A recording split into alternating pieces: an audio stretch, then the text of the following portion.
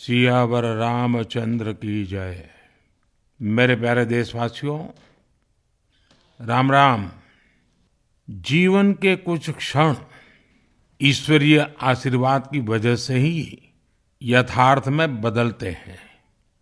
आज हम सभी भारतीयों के लिए, दुनिया भर में फैले राम भक्तों के लिए ऐसा ही पवित्र अवसर है। हर तरफ प्रभु श्री राम की भक्ति का अद्भुत वातावरण, चारों दिशाओं में राम नाम की धुन, राम भजनों की अद्भुत सौंदर्य माधुरी। हर किसी को इंतजार है 22 जनवरी का, उस ऐतिहासिक पवित्र पल का। और अब अयोध्या में रामलला की प्राण प्रतिष्ठा में केवल 11 दिन ही बचे हैं।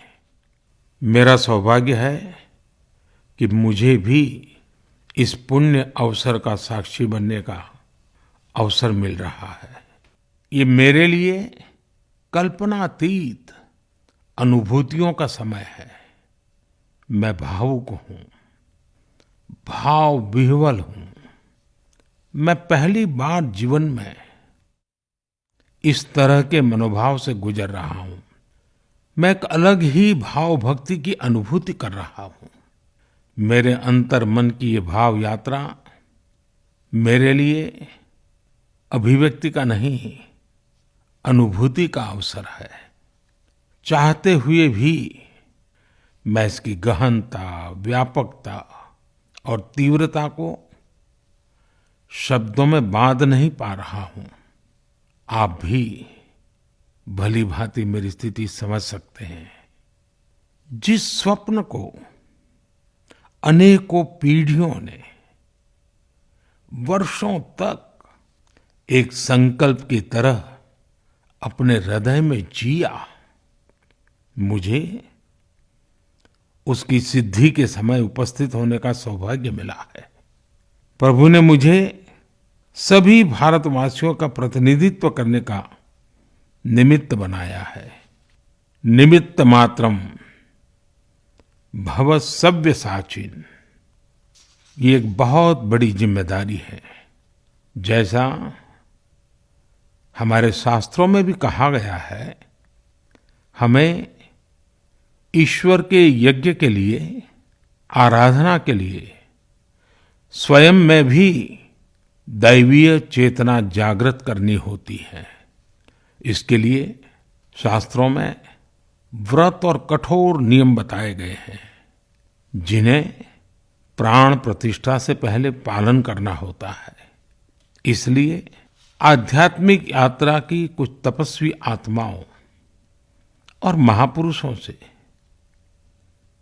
मुझे जो मार्गदर्शन मिला, उन्होंने जो यम नियम सुझाए हैं, उसके अनुसार मैं आज से 11 दिन का विशेष अनुष्ठान आरंभ कर रहा हूं। इस पवित्र अवसर पर मैं परमात्मा के श्री चरणों में प्रार्थना करता हूं, ऋषियों, मुनियों, तपस्वियों का पुण्य स्मरण करता हूं और जनता जनार्दन, जो ईश्वर का रूप है, उनसे प्रार्थना करता हूं कि आप मुझे आशीर्वाद दें, ताकि मन से, वचन से, कर्म से मेरी तरफ से कोई कमी ना रहे। साथियों, मेरा ये सौभाग्य है कि 11 दिन के अपने अनुष्ठान का आरंभ मैं नासिक धाम पंचवटी से कर रहा हूं। पंचवटी वो पावन धरा है जहां प्रभु श्री राम ने काफी समय बिताया था। और आज मेरे लिए एक सुखद संयोग ये भी है कि आज स्वामी विवेकानंद जी की जन्म जयंती है। ये स्वामी विवेकानंद जी ही तो थे जिन्होंने हजारों वर्षों से आक्रांतित भारत की आत्मा को झकझोरा था। आज वही आत्मविश्वास भव्य राम मंदिर के रूप में हमारी पहचान बनकर सबके सामने है। और सोने पर सुहागा देखिए, आज माता जीजाबाई जी की जन्म जयंती है। माता जीजाबाई जिन्होंने छत्रपति शिवाजी महाराज के रूप में एक महामानव को जन्म दिया था। आज हम अपने भारत को जिस अक्षुण्ण रूप में देख रहे हैं, इसमें माता जीजाबाई जी का बहुत बड़ा योगदान है। और साथियों, जब मैं माता जीजाबाई का पुण्य स्मरण कर रहा हूं तो सहज रूप से मुझे अपनी माँ की याद आना बहुत स्वाभाविक है। मेरी माँ जीवन के अंत तक माला जपते हुए सीताराम का ही नाम भजा करती थी। साथियों, प्राण प्रतिष्ठा की मंगल घड़ी, चराचर सृष्टि का वो चैतन्य पल, आध्यात्मिक अनुभूति का वो अवसर, गर्भगृह में उस पल क्या कुछ नहीं होगा।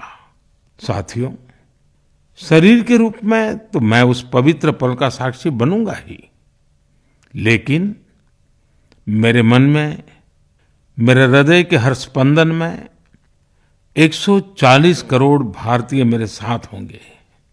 आप मेरे साथ होंगे, हर राम भक्त मेरे साथ होगा और वो चैतन्य पल हम सबकी साझी अनुभूति होगी। मैं अपने साथ राम मंदिर के लिए अपने जीवन को समर्पित करने वाले अनगिनत व्यक्तित्वों की प्रेरणा लेकर जाऊंगा।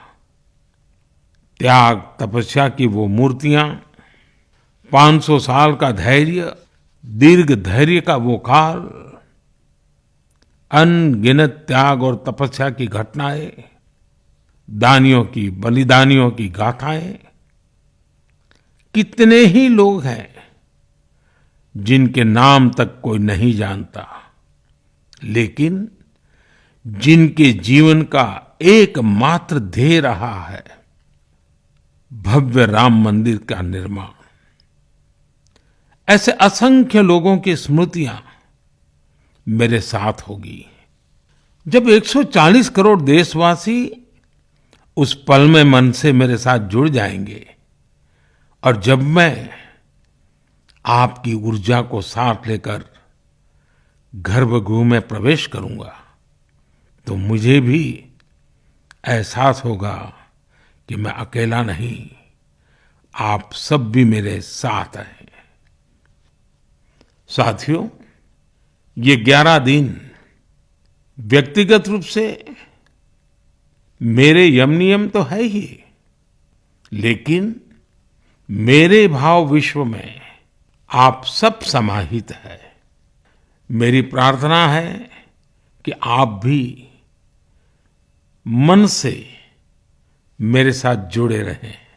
रामलला के चरणों में मैं आपके भावों को भी उसी भाव से अर्पित करूंगा जो भाव मेरे भीतर उमड़ रहे हैं।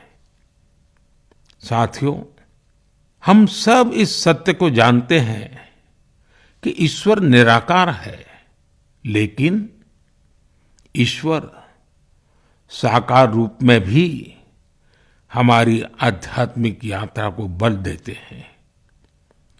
जनता जनार्दन में ईश्वर का रूप होता है, ये मैंने साक्षात देखा है, महसूस किया है। लेकिन जब ईश्वर रूपी वही जनता शब्दों में अपनी भावनाएं प्रकट करती है, आशीर्वाद देती है, तो मुझ में भी नई ऊर्जा का संचार होता है।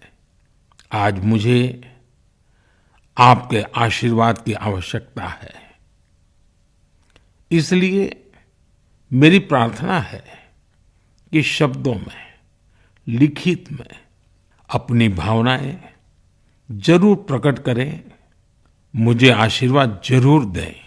आपके आशीर्वाद का एक एक शब्द मेरे लिए शब्द नहीं, मंत्र है। मंत्र की शक्ति के तौर पर वो अवश्य काम करेगा। आप अपने शब्दों को, अपने भावों को नमो ऐप के माध्यम से सीधे मुझ तक पहुंचा सकते हैं। आइए हम सब प्रभु श्री राम की भक्ति में डूब जाएं। इसी भाव के साथ आप सभी राम भक्तों को कोटि कोटि नमन। जय सिया राम, जय सिया राम, जय सिया राम।